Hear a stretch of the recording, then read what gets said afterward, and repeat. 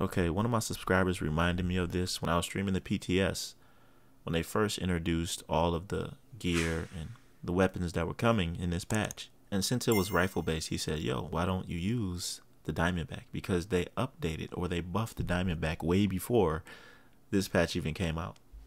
Let me first tell you what they did. Because if they buffed it before, and now they're buffing rifles with all this rifle gear and everything, just imagine how the Diamondback is. They buffed it in a couple of ways. First of all, they gave it about a 4% weapon damage buff. And the magazine size used to be only 5. That's nothing. They buffed that from 5 magazine size to 9, which is crazy. Another thing they also did is that within 20 meters, instead of it marking a random enemy, it'll mark an enemy within 20 meters. And if no enemies are within 20 meters, it marks the closest enemy to you. Now, this makes it way more viable in PvP, because in PvP, you have to kind of plan out more so than in PvE. And if somebody comes up to you and they're more than within 20 meters, then you're pretty much guaranteed to mark on that enemy, on that player.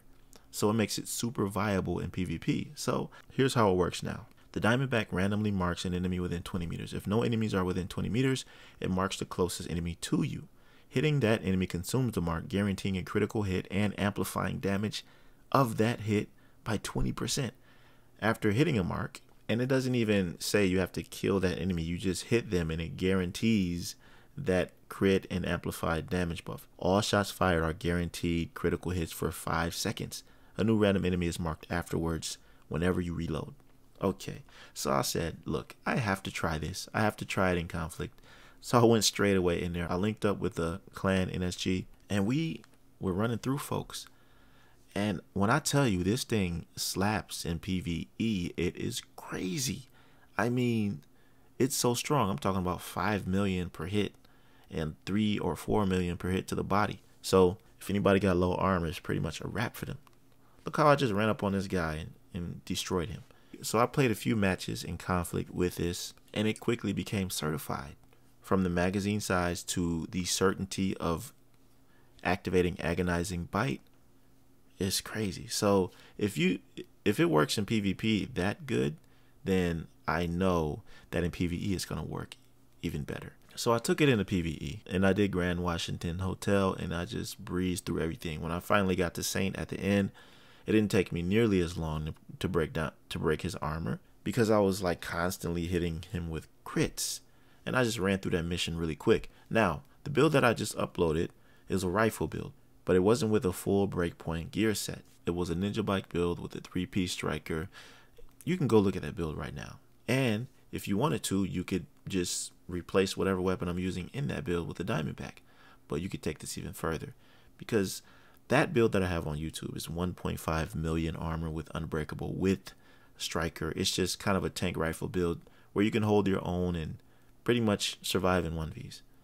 So I didn't want to use the breakpoint. I don't know, the talent seems like it's underwhelming to me. Maybe I don't understand it fully, but for this Diamondback, I'm using the full breakpoint gear set. Once again, I'm using the Ninja Bike backpack, and then I'm using a 3-piece mask, gloves, and holster. The chest piece is glass cannon. Yeah, I wanted to go all out here.